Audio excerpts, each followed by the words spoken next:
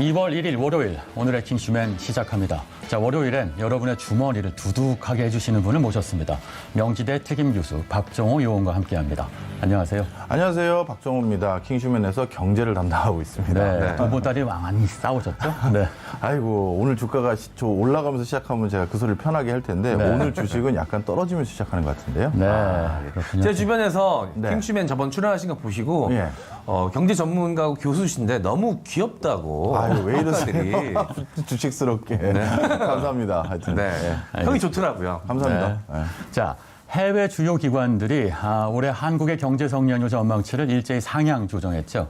2.2%에서 최대 5%까지 예측했는데 이렇게 긍정적인 이유 뭘까요? 제가 전문가로서 이렇게 추상적인 표현 드리면 안 되는데요. 해외에 있는 제 지인들이나 예전에 같이 리서치했던 연구자들 전화를 다 돌려봤는데 그야말로 해외 국가들의 경제는 망가졌습니다. 네. 네. 완전히 거의 전쟁에 준하는 수준이고요. 그러다 보니까 그나마 정상적인 경제 활동, 제조 기능을 할 수 있는 몇 안 되는 나라가 한국이기 때문에 그런 평가를 하고 있는 것 같습니다. 네, 상대적으로 낮다. 네. 자, 코로나로 많은 분들이 힘든 상황이지만 백신 접종이 순차적으로 시정될 예정이니까요. 우리 경제도 서서히 회복되길 기대해 봅니다. 자, 먼저 오늘 아침 가장 핫한 인물 및 이슈를 알아보는 인물킹 시간입니다. 오세훈 조선족 발언 논란, 박영선 내가 원조 친문, 북한 원전 문건, 부품 공작대 이적 행위입니다. 첫 번째 주제입니다. 최근 오세훈 전 서울시장 말 한마디 때문에 논란이 되고 있다고 하던데요. 먼저 관련 영상 보고 오겠습니다. 선거 힘들었죠? 예, 정말 원도 한도 없이 한번 뛰었었는데, 예. 어려운 데인 줄 알고 갔지만, 네. 정말 그 벽이 높다는 걸 실감을 했고요. 네. 불과 한 2,700표 정도로 져서 좀 아쉽긴 합니다만, 저한테는 보약 같은 경험이 됐습니다. 아, 그래요. 실제로 갈 때, 그 지역이 특정 지역 출신 분들이 좀 많다는 건 다 알고 계시고, 그리고 무엇보다도 30대, 40대가 많습니다. 아, 그래요. 거기가, 광진을? 예, 광신을이 이 주거비는 싼데, 이 지하철역이 잘 돼 있고 그렇구나. 교통이 예. 좋아서 예. 그 시내나 강남으로 출근하는 젊은 신혼부들이 네. 많습니다. 1인 가구가 비율이 관악구 다음으로 높고요. 아, 그래요. 이분들이 전부 이제 민주당 지지층이고, 네. 그리고 무엇보다도 결정적인 것은 거기에 조선족 중에 귀화하신 분들이 몇만 분 사십니다. 하하, 그래요. 양꼬치거리 들어보셨잖아요. 맞아요. 예. 이분들이 그 조선족 출신 분들이 거의 90% 이상 친민주당 성향입니다. 아하. 우리 예. 당은 친미다. 민주당은 친중이다. 친중이다. 이런 것 때문에 초롱성 같은 그런 네, 오세훈 전 서울시장이 이른바 혐오 발언 논란으로 구설수에 올랐죠. 자, 어쩌다 이런 발언 나오게 된 겁니까? 네, 지난 27일이었습니다. 오세훈 전 시장은 한 보수 유튜브 채널에 출연해서 자신의 총선 패배 원인을 분석하던 중에 광진을의 특정 지역 출신이 많다는 것을 알고 있고 30대, 40대가 가장 많다. 양꼬치 거리에 조선족으로 귀화한 분들이 몇만 명 살고 계시는데 그분들이 90% 이상이 친민주당 성향이다라고 이야기를 하면서 이 혐오 논란, 막말 논란이 불거졌습니다.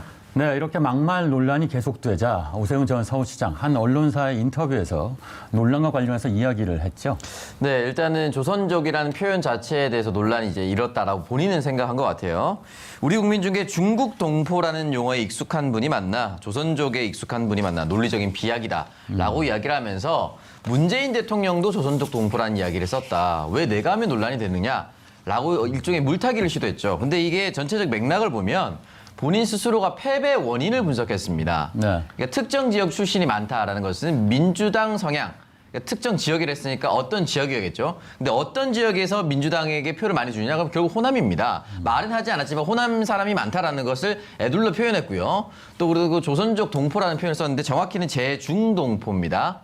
제중동포인데 중국에서 발언하기를 이제 조선족이라고 해서 그 단어가 우리 쪽으로 들어와서 그대로 쓰는 경향이 있게 생겼는데 네. 이게 차별적인 함의를 가지고 있다라고 해서 지양하자라고 이야기를 많이 남겼고 이 부분에 있어서 특히 자신의 지역구 정치인이라면 네. 이 표현을 굉장히 조심스러워야 됩니다. 그리고 본인이 패배 원인이 특정 지역, 특정 귀화한 사람 때문이라고 생각을 하시는 건지 아니면 무상급식처럼 누구는 주고 누구는 주지 않고 만약에 중국에서 귀화한 사람 당시 오세훈 전 서울시장의 공약대로였으면은 그분들의 자녀는 급식 못 먹었을 수도 있겠죠.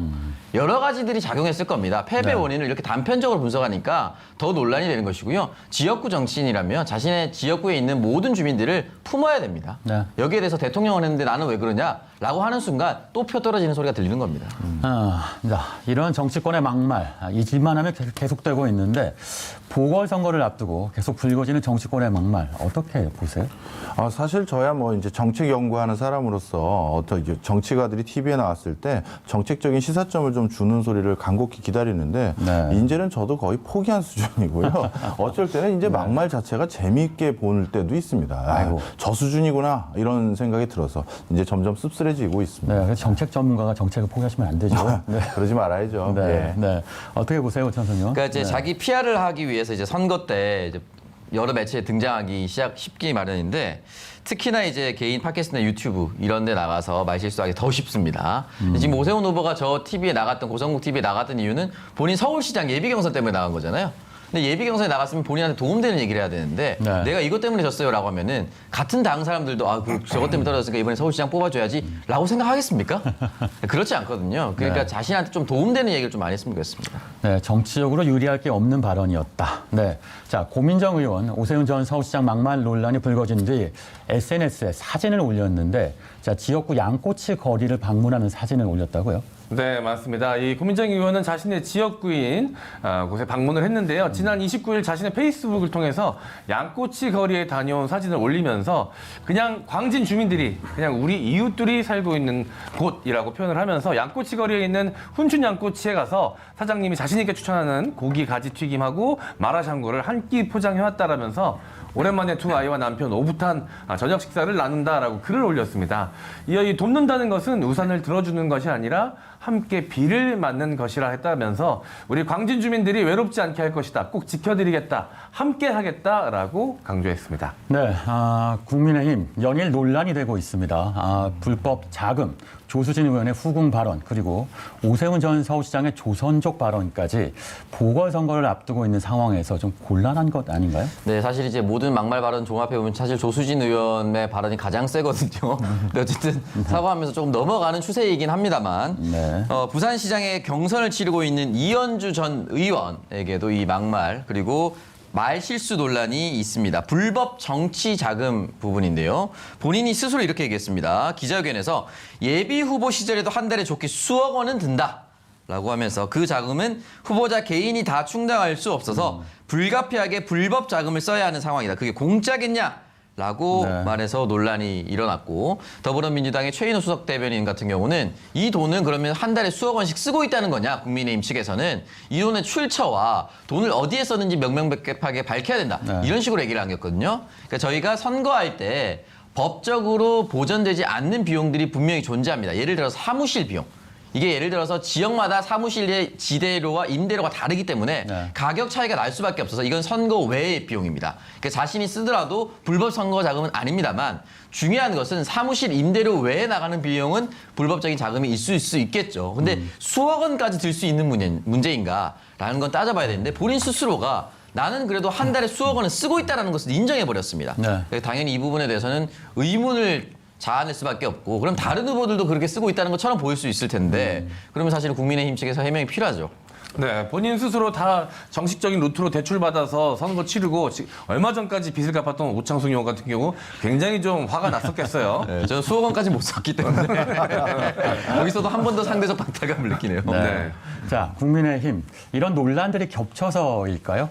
정당 지지도에서 영향을 받고 있는 것 같습니다. 정당 지지도 어느 정도인가요? 네, 한국갤럽이 조사했는데요. 지난 26일부터 28일까지 조사를 했습니다. 전국 18세 이상 1,004명을 대상으로 조사한 결과 전국 정당 지지율은 민주당이 1%포인트 오른 34%포인트를 기록했고, 국민의힘은 3%포인트 하락한 20%포인트, 정의당과 국민의당이 각각 5%포인트의 지지율을 보였습니다. 이번 조사의 오차 범위는 95% 신뢰 수준의 플러스 마이너스 3.1%포인트로 자세한 내용은 한국갤럽 홈페이지 또는 중앙선거 여론조사 심의위원회 홈페이지를 참고하면 됩니다. 네, 두 번째 이슈입니다. 두 번째 이슈는 서울시장 보궐선거가 약 두 달 앞으로 선급 다가오면서 여당 내 경선이 본격 레이스에 돌입했다는 소식입니다.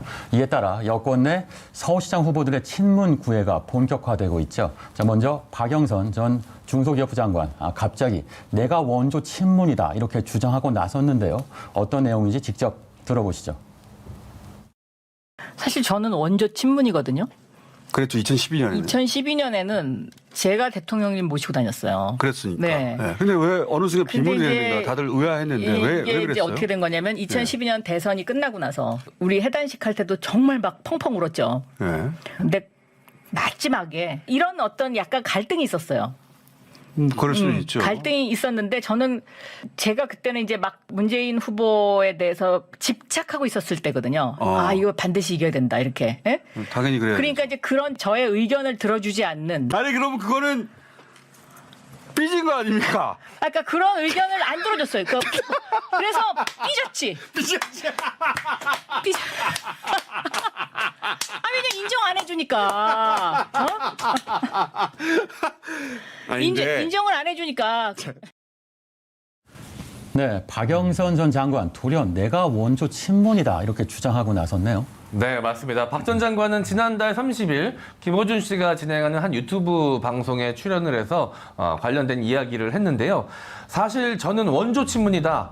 2011년에는 제가 문 대통령 당시 후보자를 모시고 다녔다. 대선 끝나고 해단식 때도 펑펑 울었다라면서 이야기를 시작했습니다.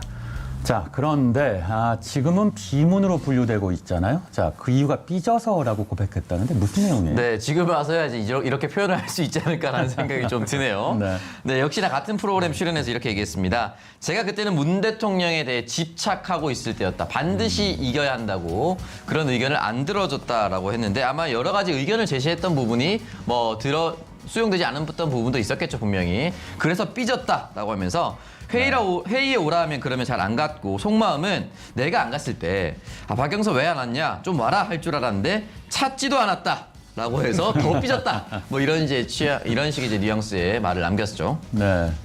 자, 그런가 하면 민주당의 또 다른 서울시장 후보죠. 자, 우상호 의원 강성 친문 성향의 온라인 커뮤니티에 직접 인사를 하러 나서기도 했습니다. 관련 모습 보고 오겠습니다. 안녕하세요. 클리앙 유저 여러분.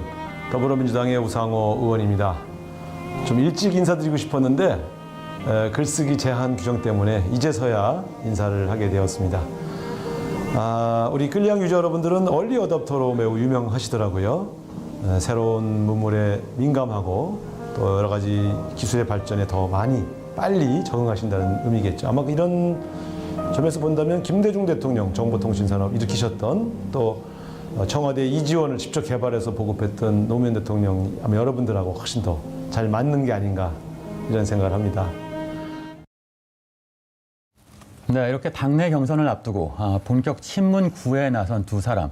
결국 두 사람 모두 관건은 친문에 달려있다 이렇게 판단한 거죠? 네, 일단 당내 경선 통과가 첫 번째 이제 임무다 보니까 당내 민심을 잡기 위해서는 결국은 대통령과 함께 민주당에 입당을 한 또는 더불어민주당이 탄생하고 나서 온라인 정당을 표방했을 때 온라인 입당을 했던 사람들이 대부분 대통령을 지지합니다. 그래서 이 사람들을 이제 보통 이제 친문이라고 부르기도 하는데 그 사람들의 마음을 잡기 위해서는 어떻게 보면 대통령과의 친분을 과시하고 또는 대통령을 지지하고 있는 웹사이트에 가서 또 자신을 홍보하는 그런 상황이라고 볼 수가 있고요. 네.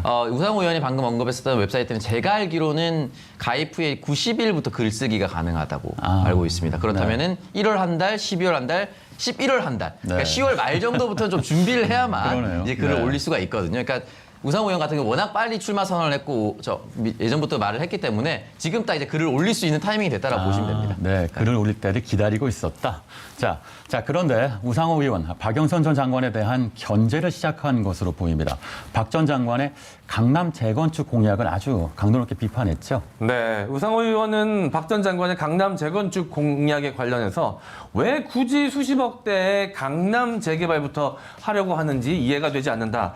공급이 부족해서 하는 목표는 재개발과 재건축이라면 오히려 강북 지역의 균형 발전을 도와야 한다라고 이야기하면서 아울러 저는 원조 친문은 아니고 원조 친노다. 우리는 다 친문이자 친노이고 민주당 이 안에서는 서로 구분하지 말자라고 말하고 싶었다라고 언급했습니다. 네, 우리 경제 전문가인 박정호 의원 어떻게 봐야 돼요? 강남 재건축? 저는 요거에 대해서 경제적인 것보다는 오히려 정치적으로 해석이 좀 되는 것 같습니다.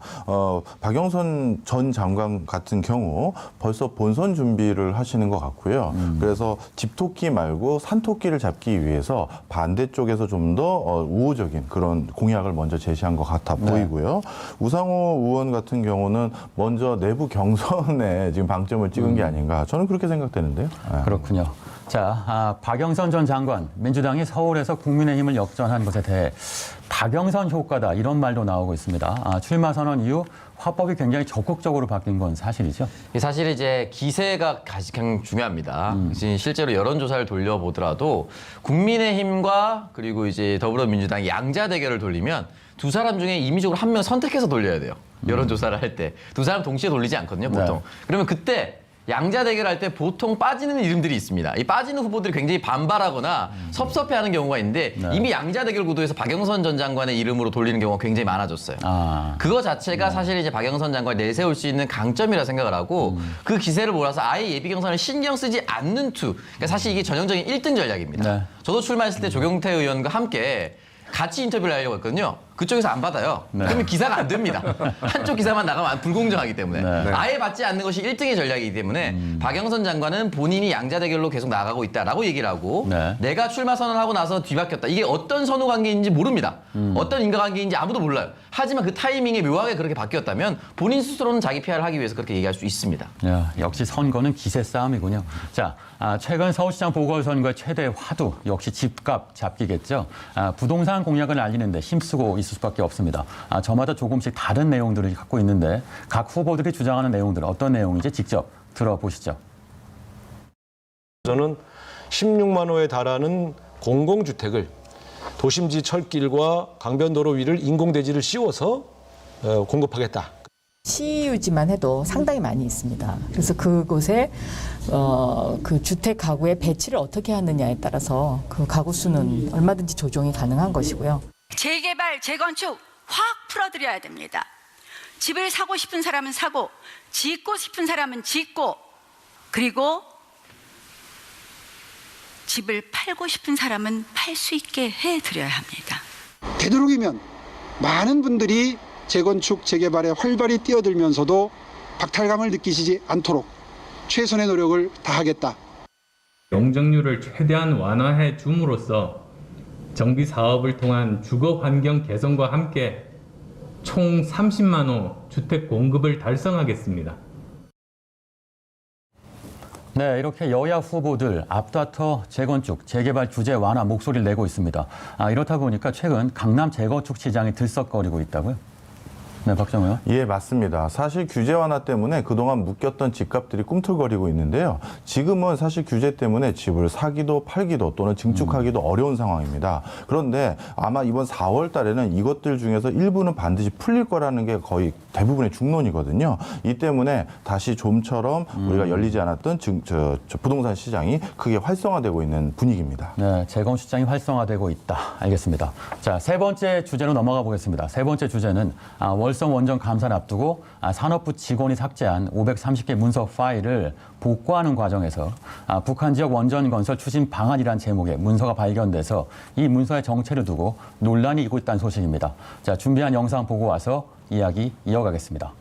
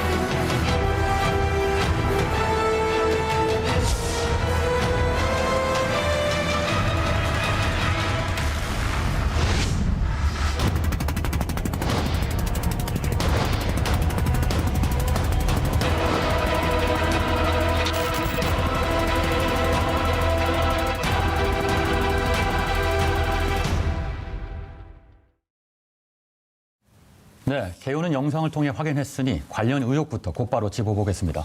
자, 폴더명이 핀란드어로 되어 있는 것을 두고 은폐를 위한 것이다 이런 주장도 있는데 사실인가요?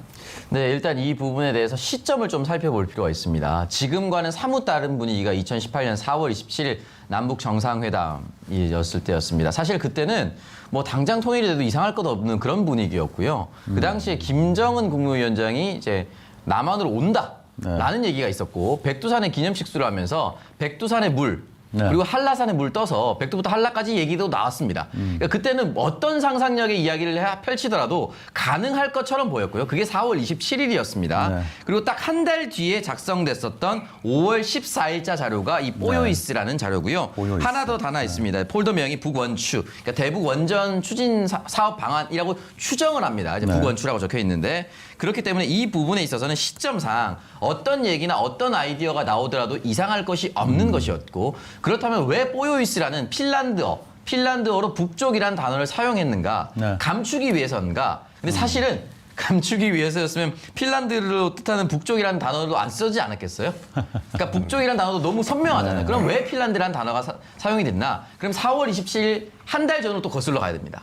2018년 3월 19일부터 21일 핀란드 헬싱키에서 남북민, 관민 그리고 관료 합동 회의가 있었습니다. 우리 보통 이런 거를 1트랙 그러니까 정부끼리 만나는 것이 아니라 민이 함께 개입되어 있기 때문에 1.5트랙 회의라고 봅니다. 네, 맞습니다. 그렇기 때문에 이 부분에 있어서 핀란드와 유엔 관계자가 옵저버로 참가를 했습니다. 그렇기 때문에 아마 여러 가지 아이디어 차원이었다고 저는 생각이 들고 각 부처별로 남북 관계가 순풍을 달고 있었을 때 북한에게 어떤 걸 해줄 수 있느냐라고 물어볼 수가 있고 브레인스토밍 차원에서 어떤 얘기도 할 수 있다고 봅니다. 그렇기 때문에 그 과정에서 나왔던 것이지 감추려고 했다면 저는 굳이 북쪽을 뜻하는 뽀요이스라는 단어를 택했을까? 라는 생각이 좀 드네요. 뭐 굳이 숨기려고 그랬으면 자일리톨 플랜 정도는 나와줬어야 숨기려고 했다라고 좀 이해가 되겠죠. 예. 네, 그러면 이 시점에서 공소장 내용을 언론에 흘린 이가 있을 거라는 얘기가 되는데요. 자, 그는 누구이며 그 의도가 무엇인지 이거 한번 추정해 볼까요? 저한테 물어보시는 건가요? 예. 민감한 질문은 갑자기 저한테 물어보시네요. 예.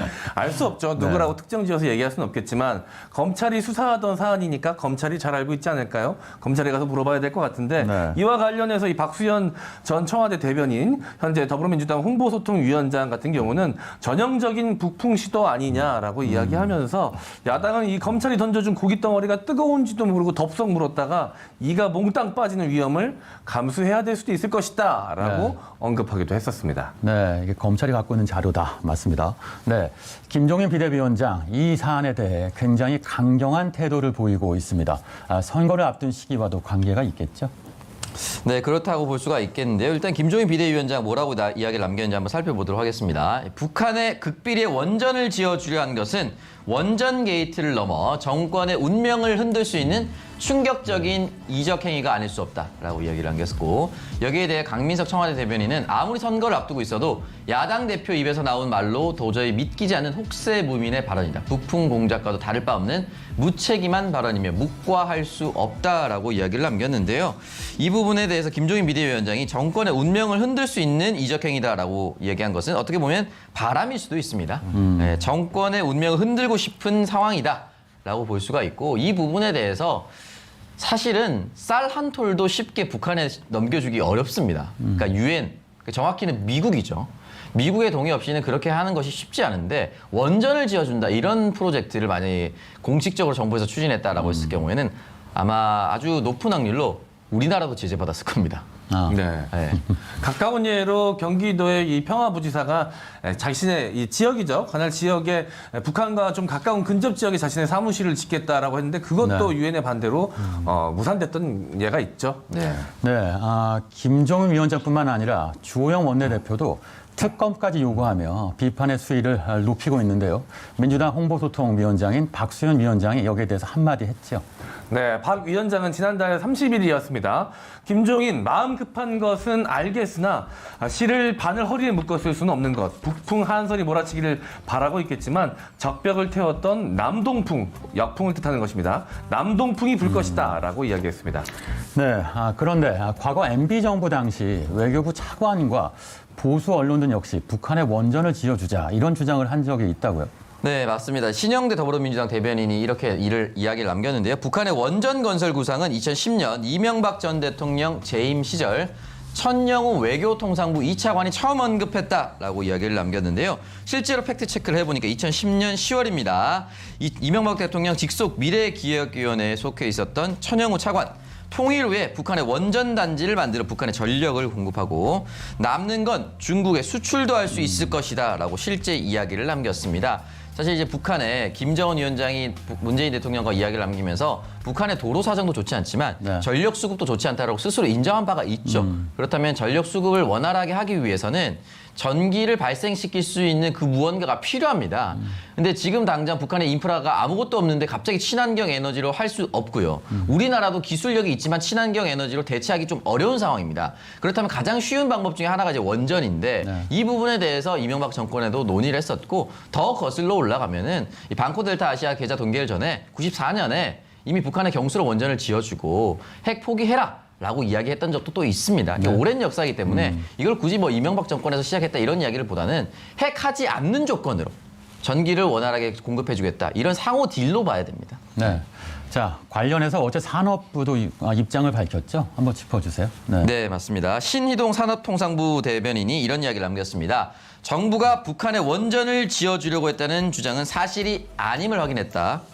해당 문서의 작성 배경을 파악해 본 결과 지난 2018년 4월 27일 제1차 남북정상회담을 가진 이후로 남북 경협이 활성화될 경우를 대비해 부서별로 다양한 실무 정책 아이디어를 검토한 바가 있다라고 이야기를 남겼습니다. 네. 오세훈 전 서울시장의 조선족 발언을 둘러싼 논란부터 북한 원전 물건을 둘러싼 논란에 대해 소개해드렸습니다. 지금까지 인물킹이었습니다.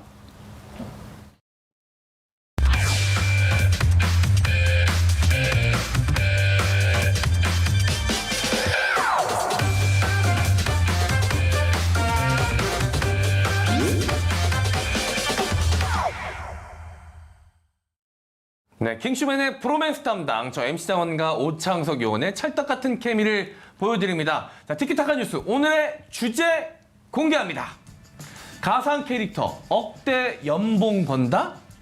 입니다. 자, 누구나 한 번쯤은 이 가상 캐릭터 하나씩은 가져보신 기억이 있을 겁니다. 예를 들어서 게임의 캐릭터라든지 혹은 아바타라든지 많은 종류가 있을 것 같은데 자, 우리 킹슈맨 요원분들께서는 뭐 어떤 캐릭터를 가져보신 적이 있으십니까? 저 뭐 예전에 미니홈피 미님이라고 네. 첫 화면에 들어가면 있는 거 있어요. 이미 미님이신데 뭘 또 미니미를. 그래서 더 큰 동지감을 느낀 게 아닌가라는 생각이 들어가지고 그때 사실 의상 교체라든지 집 배경 교체 뭐 이런 거 있었어요. 그래서 나를 표현하는 느낌으로 계절마다 좀 바꾸기도 했었던 게 기억나네요. 네, 저도 많이 했던 기억이 납니다. 자, 우리 박종호 교수께서는 뭐 혹시 게임을 즐겨 하시는 걸로 알고 있는데. 맞습니다. 그래서 게임의 부캐릭터를 많이 가지고 있는 편이고요. 또 제 제자들이 가끔 캐릭터 액세서리도 많이 사주고 그래서 얼마 전엔 총도 선물 받았습니다. 총도요? 장난감 총? 네, 그렇군요. 저는 우리 이 박 교수님 볼 때마다 과거에 유행했던 만화죠. 드래곤볼의 이 마인부라는 캐릭터가 있습니다. 마인부요? 굉장히 귀여운 캐릭터가 있는데 생각이 많이 나더라고요. 찾아보겠습니다. 요즘 이 가상 캐릭터가 연예계뿐만 아니라 이 광고 등 다양한 분야에서 활용이 되고 있다라는 소식입니다. 자, 그래서 여기서 티키타카 퀴즈를 제가 하나 준비를 했습니다. 다음 중 가상 캐릭터인 인물은 누구일까요? 한번 맞춰보시기를 바라겠습니다. 보기 보시죠. 자, 1번 이마, 2번 블랙핑크의 제니, 3번 셀레나 고메즈, 4번 두아리파. 자, 우리 박종호 교수가 한번 도전해 보시죠. 제가 솔직히 말씀드리면 아는 사람이 한 명입니다. 블랙핑크 제니 아닌가요? 이분은 실존 인물이시죠? 그렇군요. 네, 실존 인물을 찾는 게 아니라 가상 캐릭터를 찾는 겁니다. 본인의 채널을 폭파시키려고. 본인의 다른 이름이 있고 이 제니가 부캐인 줄 알았습니다. 네. 아니었군요. 비현실적으로 느껴질 정도로 아름다운 분이시긴 하죠. 하지만 정답은 1번입니다. 자, 많은 분들이 좀 헷갈리셨을 것 같은데 정말 감쪽 같아서 가상 캐릭터 같지가 않습니다.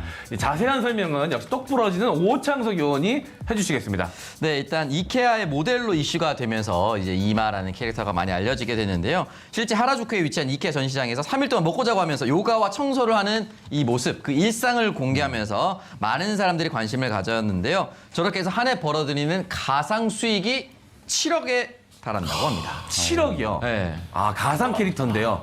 대단하네요. 대단합니다. 예.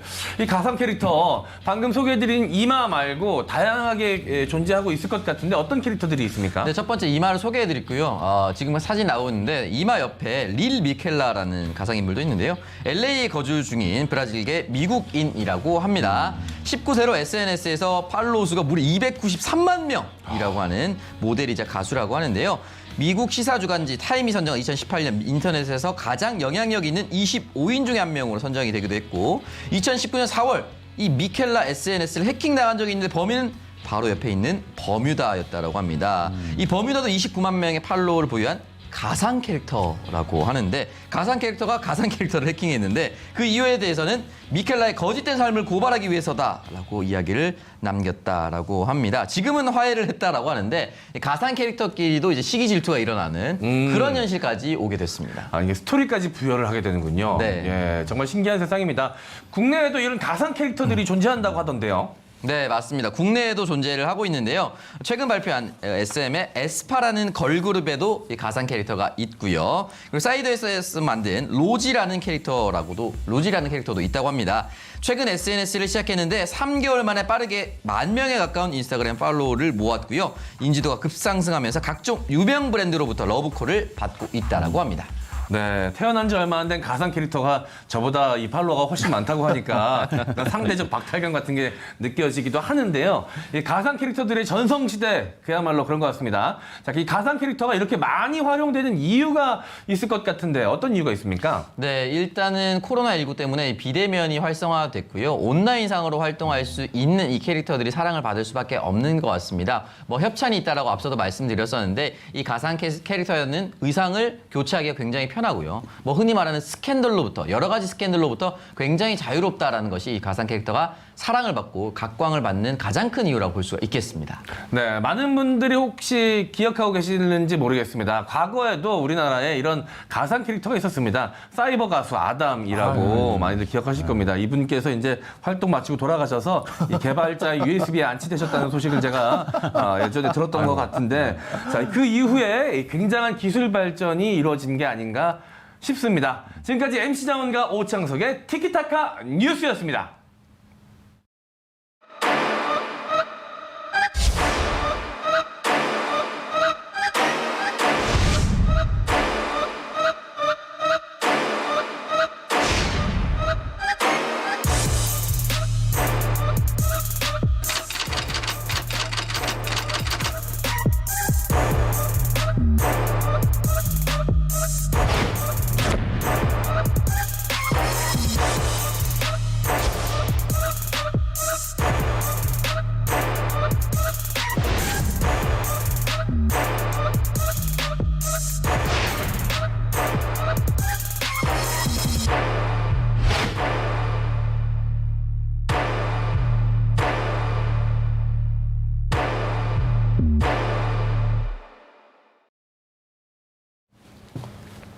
자, 오늘의 킹덤 주제는 주식으로 돈 벌까? 야, 너도 할 수 있어? 2탄입니다.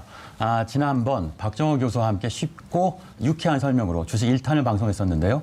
뜨거운 반응에 힘입어 오늘 2탄을 준비해봤습니다. 자, 코스피 3천 축포를 쏘아 올린 지 17일 만인데 그런데 지난 29일 3천선이 붕괴됐습니다. 어떤 이유 때문인가요?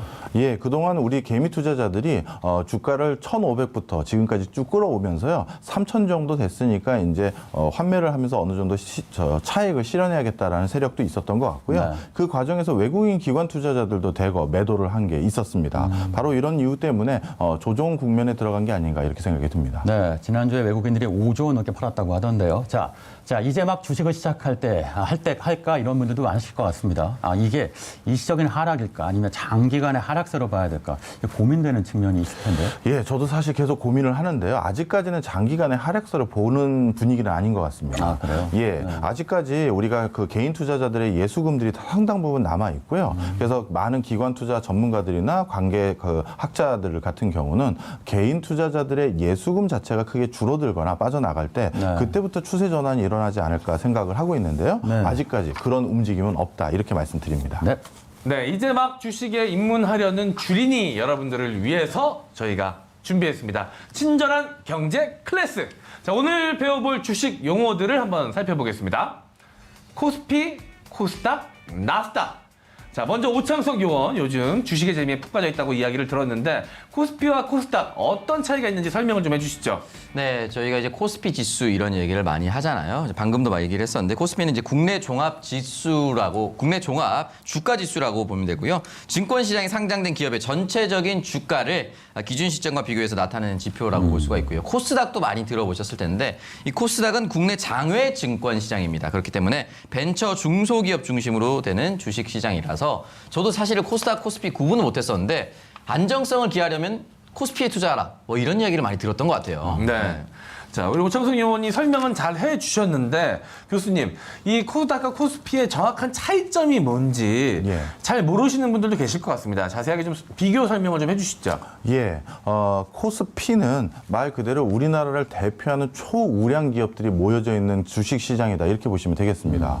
아마 많은 분들 우리나라를 대표하는 기업들 꼽아라 그러면 삼성이니 현대니 LG니 이런 회사들을 꼽으실 텐데요. 이런 초우량 기업들은 우리나라를 대표하는 이런 기업들이 있는 시장이 코스피 시장이고요. 그런데 사업을 해서 많은 외부 투자 자금으로부터 이런 자금을 모아서 회사를 키워나가려면 이런 증시에 상장하는 것이 누구보다 많은 사람들의 꿈인데요. 네. 그런데 코스피에 상장하려면 그 기준이라는 게 이런 초우량 기업이 돼야지만 상장할 수 있기 때문에 너무 험난하죠. 그러다 보니까 거기에 가지 못한 상태에서 앞으로 미래 유망주들만 따로 모아놓은 리그, 어떻게 보면 우리 야구로 보면 2부 리그 정도 될 수 있을 것 같은데요. 그런 리그로 만든 게 코스닥 시장입니다. 그러다 보니까 초우량 회사는 아니지만 벤처나 중소기업 중에서 유망하고 견실한 회사들이 바로 여기에 상장돼 있고 그런 회사들을 투자할 수 있는 경로가 이렇게 만들어진 것이죠. 아, 그럼 아무래도 코스피는 좀 안정적이고 코스닥은 아무래도 발전 가능성이 있으니까 투자했을 때 큰 수익을 기대할 수도 있겠네요. 제가 우리 장원 MC님 대답에 무조건 그렇습니다라고 하고 싶었었는데 제가 방금 마인부 얼굴을 찾아보고 참 충격스럽습니다. 버전이 여러 개가 있는데 가장 귀여운 버전을 좀 말씀드린 거였습니다. 알겠습니다. 맞는 말씀입니다. 네, 알겠습니다. 자, 그럼 나스닥도 설명을 좀 해주시죠. 예, 나스닥은요, 사실 우리 코스닥이 나스닥을 벤치마킹해서 만든 겁니다. 미국 역시도 초우량 회사 말고 미래 유망 회사가 자금을 모아서 우량 회사로 거듭날 수 있는 징검다리를 만들기 위해서 나스닥이라는 시장을 먼저 만들었고요. 그 나스닥 시장을 벤치마킹해서 우리나라도 미래 유망 기업을 이끌기 위해서 코스닥 시장을 만든 거다. 자, 그래서 나스닥과 코스닥은 각각 각 나라의 같은 성격을 가지고 있다. 이렇게 보시면 되겠습니다. 네, 잘 들었습니다. 또 해외 주식 투자자들을 서학개미라고 하잖아요. 자, 미국의 바이든 대통령 취임과 서학개미들 관계 어떤 점을 유념해야 할까요? 예, 특히 우리 서학개미들 분들이 미국에 투자할 때는 특히 조심해야 될 게 우리나라와 법 제도가 전혀 다르다는 것을 꼭 기억하셔야 됩니다. 우리가 기업 활동을 전개할 때는요, 그 활동을 원활하게 수행하기 위해서 법과 제도를 알아야 되고요. 또 주식 투자를 하는 과정에서도 여러 제도 속에서 우리가 투자를 하게 되는데요. 주식 투자를 하는 메커니즘 자체도 우리나라 시장과 미국이 다르고요. 하다못해 우리가 주가가 1일 상승하거나 하락하는 제한폭도 미국은 없습니다. 바로 그런 차이가 있고요. 그다음에 사업을 수행하는 데 들어가는 여러 법 제도 다르기 때문에 그런 제도적인 차이를 내가 잘 모르고서 함부로 투자하는 것은 제가 좀 조심스럽다고 말씀드리고 싶고요. 그다음에 개인 투자자들은 무엇인가 정보를 조금 더 수월하게 우리가 어디서 받아볼 수가 있어야 되는데 우리나라 회사보다는 역시 미국 회사에 대한 정보는 풍성하게 제공되지 않겠죠. 그런 차원에서도 좀 조심하실 필요가 있다. 이렇게 말씀드립니다. 미국 시장 규제가 적고 자유도가 높다. 네. 자, 4월이 되면 기업들의 성적표, 그러니까 공시 자료가 발표됩니다. 박정호 교수께서 기업의 공시 자료 보는 법 쉽게 알려주신다고요? 예, 맞습니다. 공시 자료 하면 많은 분들이 한 번도 안 봤는데요라고 말씀하시는데요. 저는 그게 제일 위험하다고 생각이 듭니다. 우리가 예를 들어서 어느 회사의 주식을 산다는 건 그 회사와 동업을 하는 거랑 똑같습니다. 주인이 되는 거잖아요. 그런데 우리가 커피숍을 열 때 커피숍 입지가 어떤지 뭐가 어떤지 동업자에게 자세히 묻지도 않고 같이 합작을 하는 경우는 없겠죠. 마찬가지로 공시자료는 내가 동업자가 되기 위해서 그 회사 상황을 면밀히 알기 위해서 반드시 살펴봐야 되는데요. 그 중에서도 특히 살펴봐야 될 게 바로 손익계산서입니다. 먼저 손익계산서가 어떤 형태로 구성되어 있는지 좀 설명을 드리면요. 지금 맨 위에 보이시는 매출액이라는 것은 그 회사가 지난 1년 동안 장사를 해서 얼마만큼 돈을 벌었는지가 집계되어 있는 내용이고요.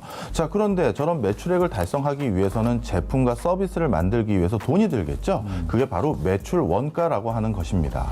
뿐만 아니라 회사를 경영하기 위해서는 건물 임대료라든가 뭐 광고비 이런 것들을 지불해야 되는데 바로 그런 것까지 차감하고 나면 실질적으로 그 회사가 회사 본연의 어떤 사업을 통해서 얻게 되는 이익이 나오는데요. 이걸 영업이익이라고 부릅니다. 자, 그런데 회사가 꼭 이익을 남기는 게 영업이익으로만 남기는 것이 아니라 영업과 관련 없는 것으로 이익을 남길 때가 있는데요. 대표적으로 예를 들어서 회사에 어떤 공장이 크게 불이 났어요. 불이 나가지고 그것 때문에 큰 보험금을 수령할 수가 있습니다. 그것은 회사 본연의 영업을 통해서 이익을 얻은 게 아니라 영업과 관련 없이 이익을 얻는 것이겠죠. 그런 거는 영업 외 이익으로 분류되고요. 반대로 회사 공장이 불난 것은 영업의 비용으로 분류되는 거죠.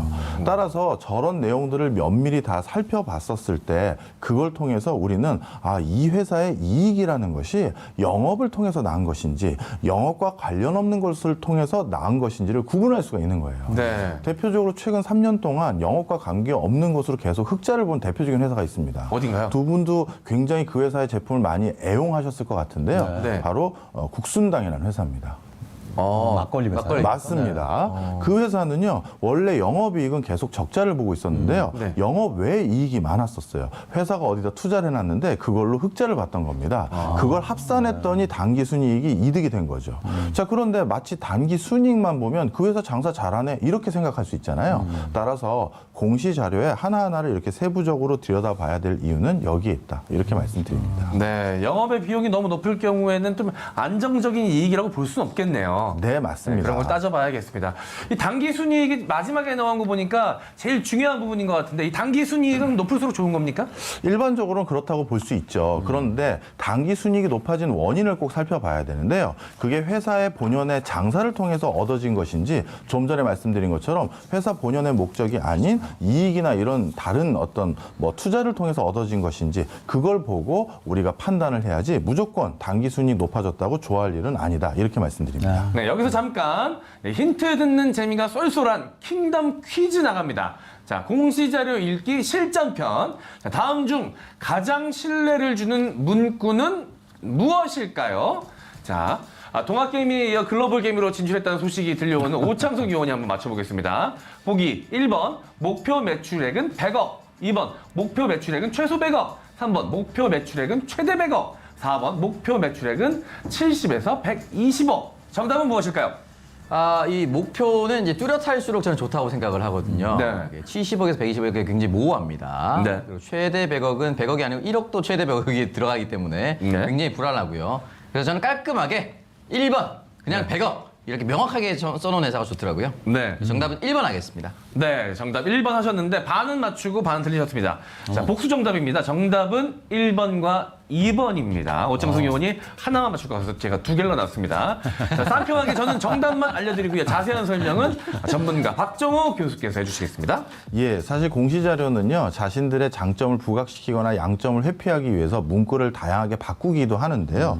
대표적으로 방금 보셨던 이 네 가지 문구 중에서 우리 최대 100억이라는 것은 회사가 가능한 한 맥스를 찍을 수 있는 것만 제시했을 뿐이지 얼마까지 매출이 줄어들 수 있는지는 표시가 안 돼 있는 거기 때문에 당연히 우리가 신뢰하기 어려운 부분이 있고요. 그다음 4번 목표 매출액이 70억에서 120억입니다 라고 표현된 것들은요. 사실 어떨 때 많이 사용하냐면 두 개의 경쟁 회사가 있는데요. 한 회사가 먼저 공시자료를 발표한 거예요. 얼마가 난다고? 내년도 우리 목표는 100억입니다. 낸 거예요. 그런데 우리 회사는 아무리 살펴봐도 70억 이상 날 자신이 없는 거죠. 자, 그런데 우리 회사는 70억이다라고 목표 매출액을 공시자료를 그렇게 제출하면 옆에 회사보다 못하잖아요. 그러다 보니까 어떻게 바꾸게 된다? 70억부터 상대 회사 100억을 넘어서는 120억까지로 이렇게 물결 무늬로 표시하는 경우가 많습니다. 따라서 이런 문구를 보시면요. 차라리 그냥 이 회사는 70억이네 생각하시는 게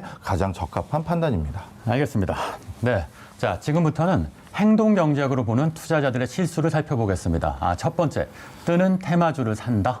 자, 어떤 종목을 골라야 할지 모를 때 이게 도움이 될 것 같기도 한데 이게 실수하는 거라고요? 예, 맞습니다. 사실 우리 모두 제품이 많았을 때 그중에 무엇을 골라야 될지 잘 막막할 때가 있죠. 이런 것들을 흔히 선택의 고통이라고 하는데요.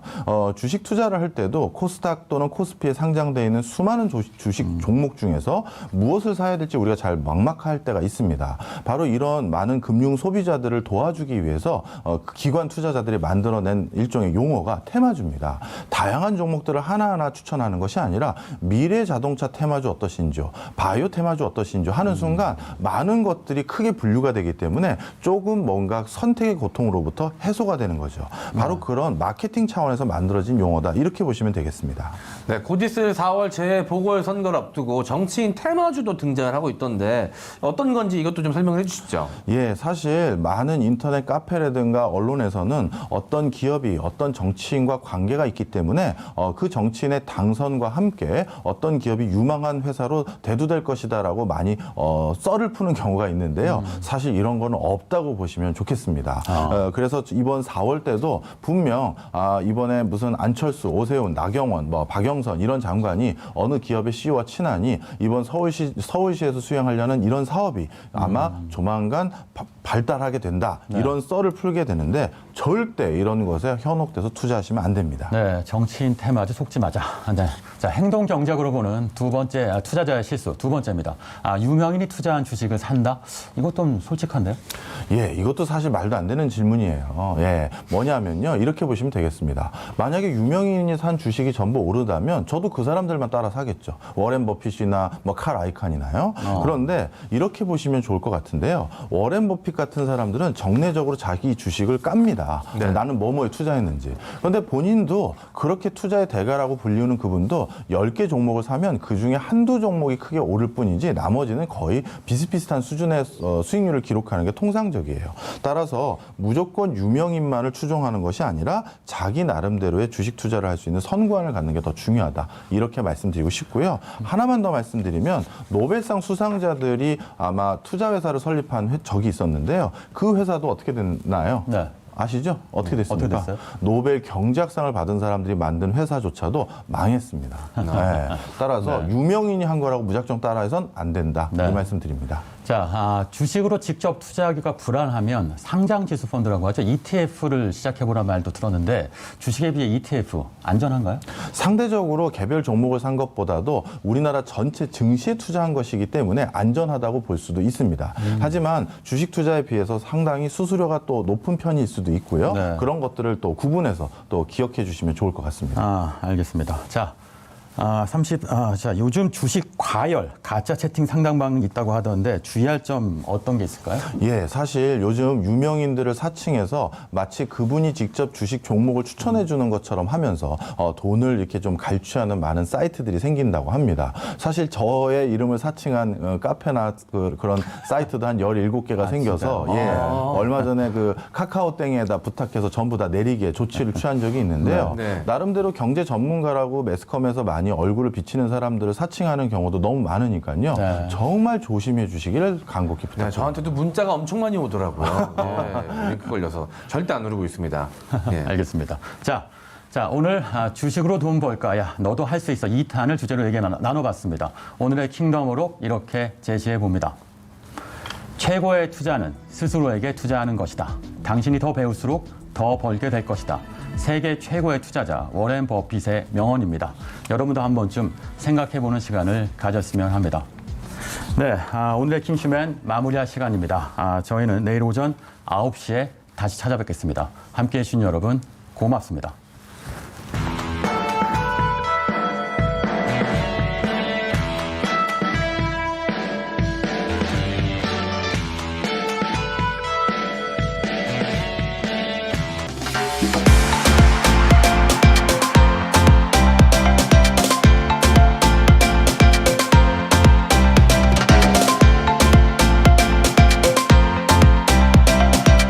TBS